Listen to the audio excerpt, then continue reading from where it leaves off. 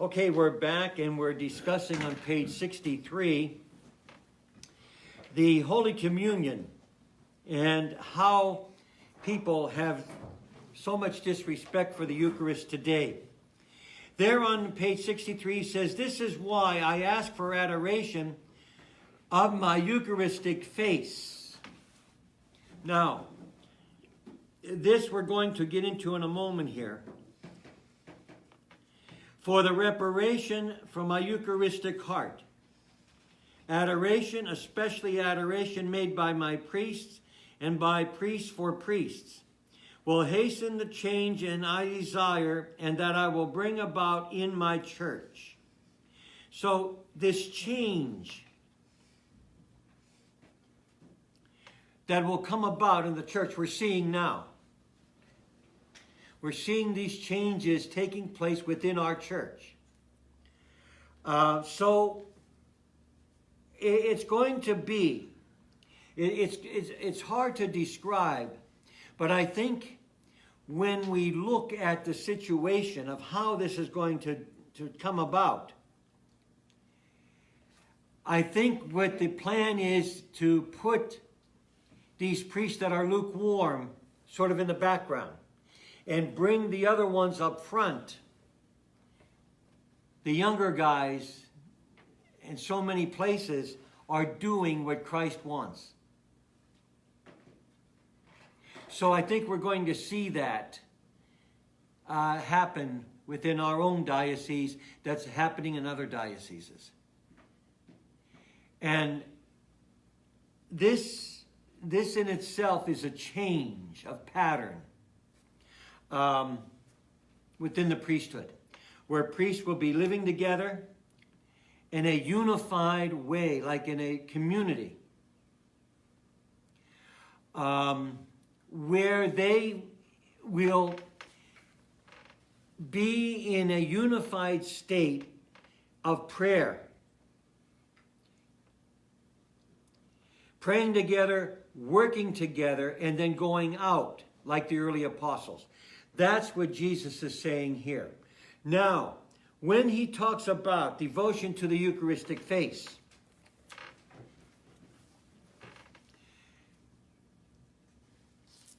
we see here, and I want to read this because I think it is important, because it ties in to what these next pages in SInu Jesu is going to be about.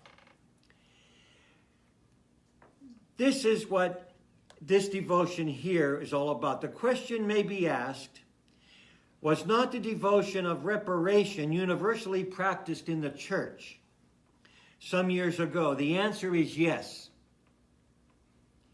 It was widespread for many years after the brief of Pope Leo XIII canonically established the Archconfraternity of the Holy Face in 1885.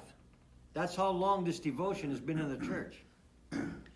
Unfortunately, however, it was neglected and forgotten in the years immediately prior to the First World War in 1914. Remember what our Blessed Mother told the children of Fatima?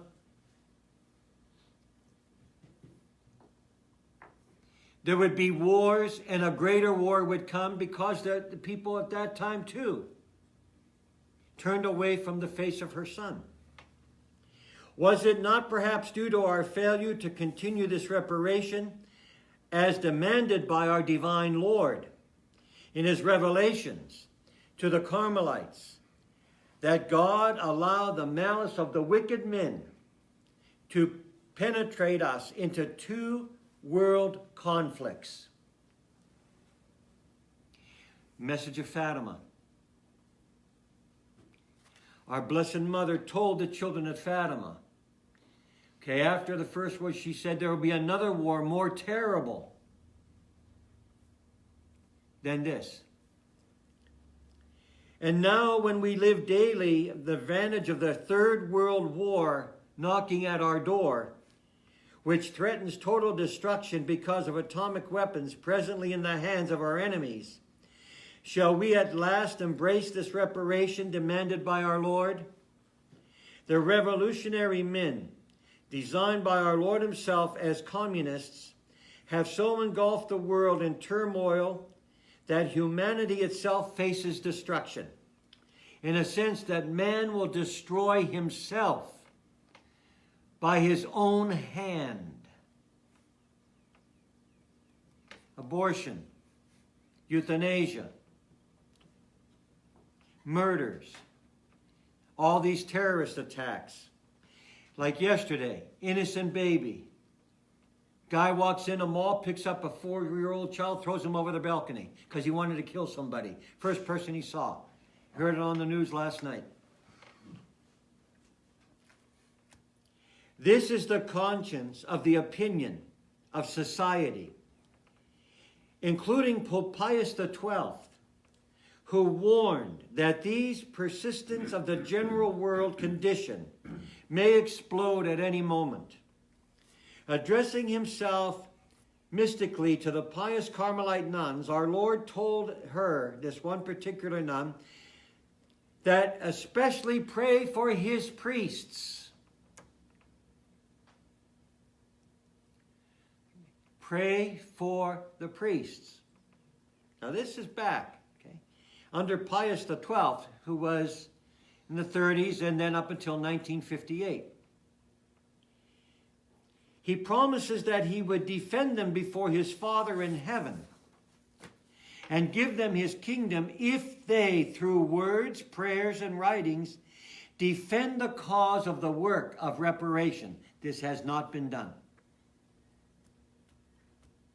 Just the opposite occurred.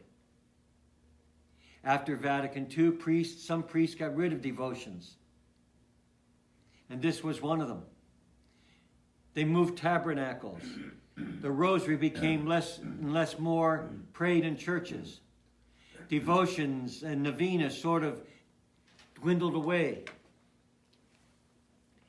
Pastors, therefore, and priests who desire to answer this call should endeavor through regular procedure to establish the devotion to the Holy Face in their parishes as a form of adoration and reparation. Eucharistic adoration and reparation. All those who honor the Holy Face in a spirit of reparation will, by so doing, perform the office of the pious Veronica, according to the care they take in making reparation to my face, disfigured by blasphemies. So will I take care of their souls, which have been disfigured by sins. My face is a seal of the divinity, which has the virtue of reproducing in souls the image of God. Now, what's the name of that book? This is The Golden Arrow. Now, if you look on page 63 of SInu Jesu, for this I have chosen you to be my priest adored. Seek my Eucharistic face. Approach my Eucharistic heart. When I welcome you into my presence, I will welcome the priests, your brothers, whom you represent, and in whose name you come before me. I will cause a fountain of living water to spring up for their souls and for their sake. And I will renew and purify and sanctify my priests, for on them I have set my heart and seal, that they bring love and this Eucharistic devotion, this recommendation to my Eucharistic heart, the light of my Eucharistic face. Now, when he speaks of the Eucharistic face, that's what he's referring to, the Holy Face. Mm-hmm. The intercession of my Holy Mother will bring them comfort and hope. Trust in the designs of my merciful love for you and be at peace. We have not yet, in some parishes, achieved that. All right? And now seminaries are starting to regroup and rebuild their structures based on this. because now they realize where the problems lie. It was in the training of young men as priests. So, what Jesus is saying to this holy monk is there has to be this complete turnaround once again to the Eucharistic face or the Eucharistic heart of Christ, where the priest himself, who is the one who brings about the glory of the Eucharist, has to understand what he is doing.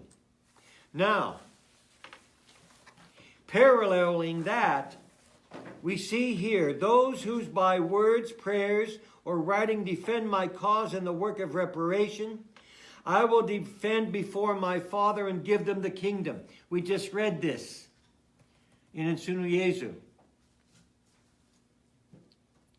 So, third, in the other book here, two-edged sword, by offering my face to the eternal Father, nothing will be refused, and the conversion of many sinners will be obtained. This is the achievement and the goal that we need to do. Conversion of sinners. To bring people back to Christ. Next it says here, as in a kingdom they can produce all that is desired with a coin, stamped with the king's effigy. So in the kingdom of heaven they will obtain all they desire with the precious coin of my holy face. Now in SInu